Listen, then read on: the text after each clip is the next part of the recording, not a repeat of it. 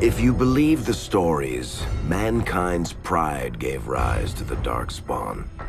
Countless in number and toxic to all life, Darkspawn search endlessly for an Archdemon. When they find one, Darkspawn armies surge up from their corrupt barrows beneath the ground, and a blight begins. Grey Wardens are the only warriors capable of destroying an Archdemon, and history always honors the one who sacrifices all to kill the beast. In the fifth blight, the Warden was the hero of Ferelden. Youngest child of Ferelden's powerful Terran Cousland. Betrayal saw the Cousland's ancestral castle burn, and the Terran and his wife slain. Duncan, a Grey Warden, helped the young noble escape to a new life with the Wardens. The allied Ferelden and Grey Warden forces met in Ostagar, where King Kaelin's armies and a host of Wardens gathered, ready to destroy the Darkspawn. But valor turned to despair as Loghain betrayed his king. Kaelin's forces were slaughtered, and the South was lost. The hero, now a full-fledged Grey Warden, survived with the aid of Flemeth, the mysterious witch of the wilds. Joined by Flemeth's daughter, Morrigan, and a Grey Warden named Alistair, the hero set out to build an army strong enough to abolish the Blight. With the traitorous Loghain now seated on Ferelden's throne, the Warden sought help from the influential Arl-Eamon of Redcliffe. However, they arrived in Redcliffe to find the town under siege. As each night, undead rose in waves and assailed the battered village. With the hero's help, the people of Redcliffe stood fast against the undead horde. The Wardens reached Arl-Eamon's castle only to find the Arl lying at the edge of death, and his court fallen into madness. To save his father's life, Eamon's young son, Connor, had made a deal with a demon, and quickly fallen victim to its possession. The hero intervened, freeing Connor from possession and breaking the demon's hold over Redcliffe. But deals with demons are never straightforward. The demon agreed only to save Eamon's life, not restore him to health. Arl-Eamon needed a miracle to recover. The hero located an urn containing the sacred ashes of Andraste, which were said to cure any ailment. The urn was protected by ancient traps, tests of will, and a dragon-worshipping cult that wanted to twist the urn's power to its own ends. The urn remained pure, but mysteriously disappeared after the Wardens departed. Only the temple dedicated to it still stands. With a pinch of the ashes, the hero restored the Arl to health. Informed of Loghain's treachery, Eamon swore his political and military support. The circles of Magi are bound by oath to aid the Grey Wardens in times of blight. However, Lake Calenhad's tower could offer little help. One of its mages, Uldred, had become possessed by a pride demon and was twisting other circle mages into abominations. The hero fought to the top of the tower and defeated Uldred, saving the remaining mages. Grateful for their lives, the mages joined the Warden's army.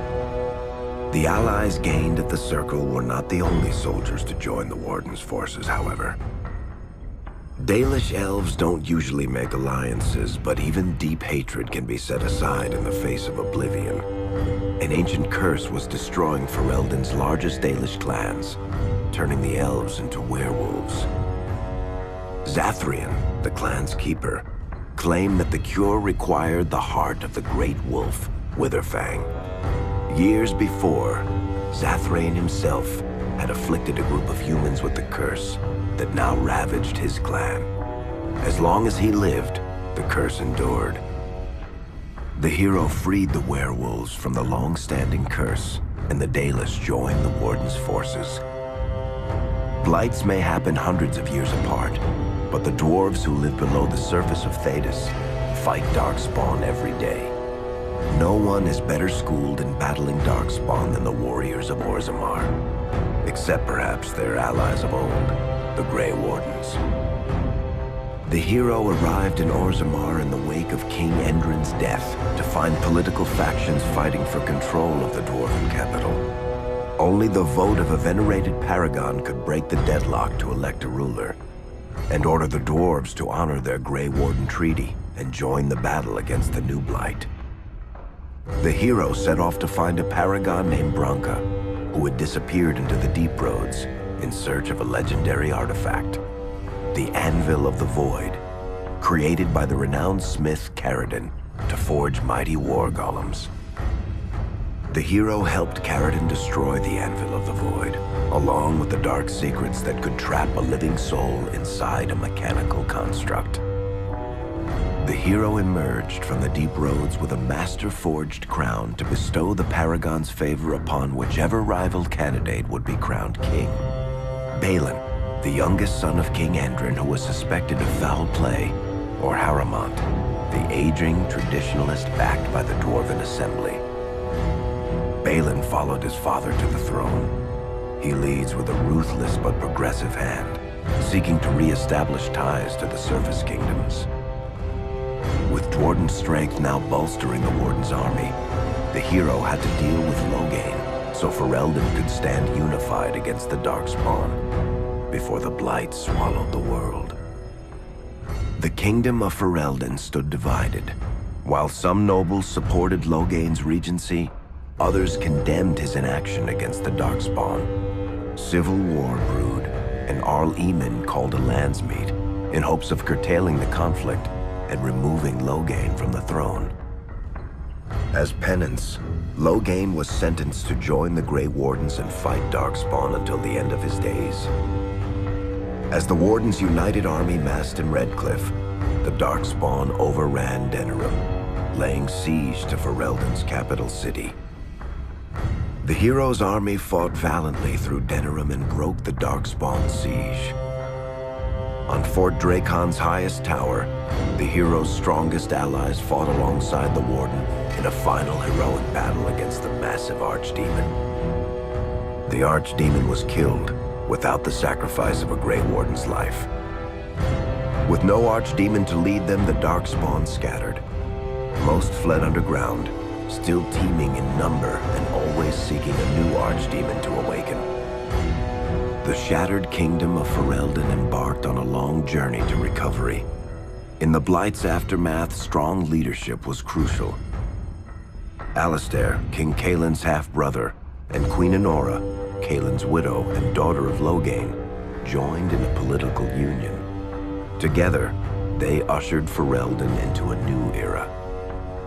Ferelden still stands, as obstinate and resolute as the Dog Lords ever are, but the events of the Fifth Blight loom over it as the nation rebuilds. For people across Thedas, legends of the hero of Ferelden remain the nation's brightest beacons of hope during its darkest times.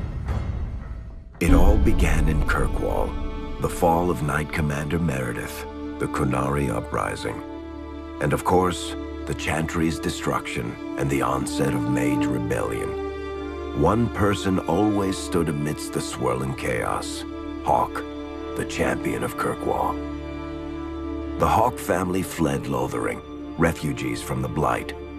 Leandra, mother of the champion, and siblings Bethany and Carver hoped to find refuge at her family's estate in Kirkwall, far to the north.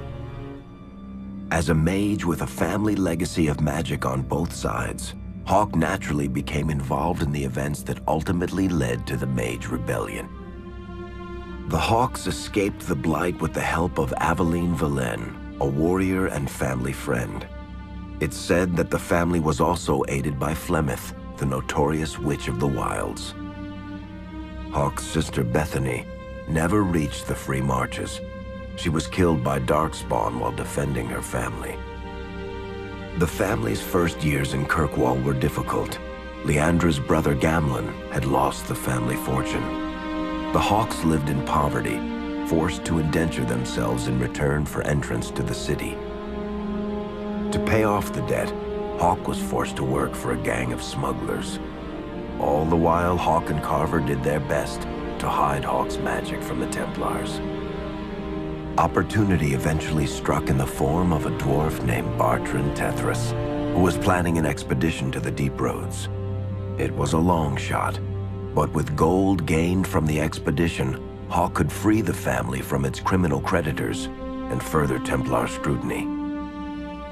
Hawk met a rogue Grey Warden named Anders, who possessed detailed maps of the Deep Roads. These maps were crucial to the expedition's success. Once Hawk obtained them, everything else fell quickly into place. Carver joined Hawk on the expedition. The siblings found ancient dwarven treasure and a statuette formed from a strange red lyrium. Carver fell victim to the blight that suffuses the Deep Roads, but Anders led him to a group of Grey Wardens who were able to save his life. The gold Hawk recovered from the Deep Roads brought back Leandra's stately childhood home in Hightown. The Hawks had barely settled into their new home when Leandra was murdered, a deeply sinister and twisted killing. Hawk hunted down Quentin, the blood mage responsible, but could not prevent Leandra's death. Leandra's tragic death was part of a critical problem facing Kirkwall. Rising tension between the city's mages, who felt increasingly oppressed, and Templars, who grew increasingly suspicious of their activities. Adding to the strain, a large contingent of Kunari had also established themselves in Kirkwall, much to the growing discomfort of the city's rulers. After their dreadnought was shipwrecked many years before, a group of stranded Kunari were allowed to remain in a cordoned-off area in Lowtown. As time passed, the Kunari made no effort to return home and offered no explanation about why they remained. Tensions rose to a breaking point. Revered Mother Patrice, convinced the Kunari were a threat to the Chantry's faith, incited violence between the Kunari and the Kirkwall populace. Hawk knew that Patrice would bring about unnecessary conflict. Though the champion tried to stop her, Patrice orchestrated the murder of Seamus Dumar, a Viscount's son and a recent convert to the Qun. When her crime was discovered, a Kunari assassin killed her. After Seamus was murdered, the Arashok of the Kunari group lost patience with the humans of Kirkwall. They would now submit to the Qun or die.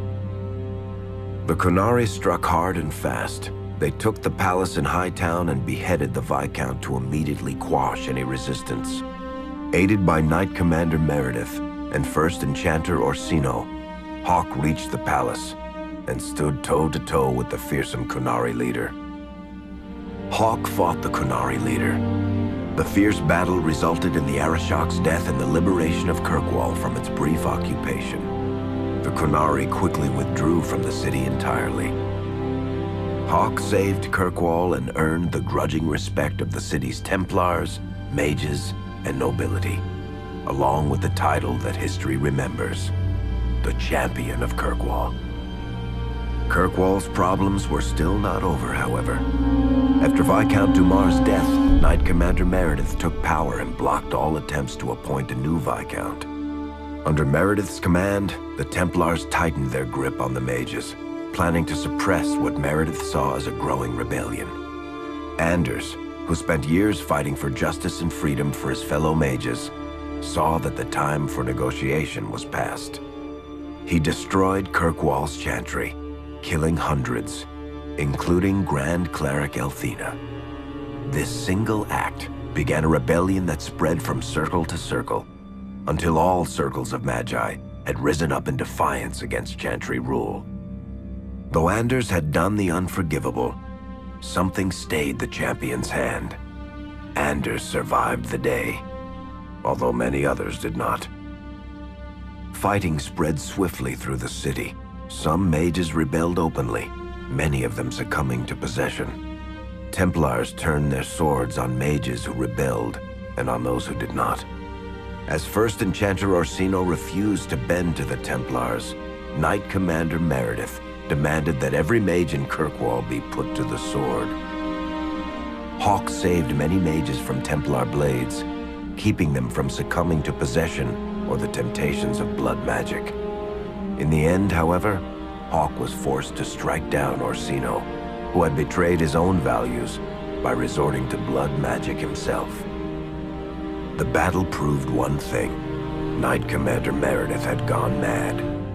Hawk saw the truth of it when Meredith unsheathed her sword, and the red lyrium idol from the deep roads was embedded within it.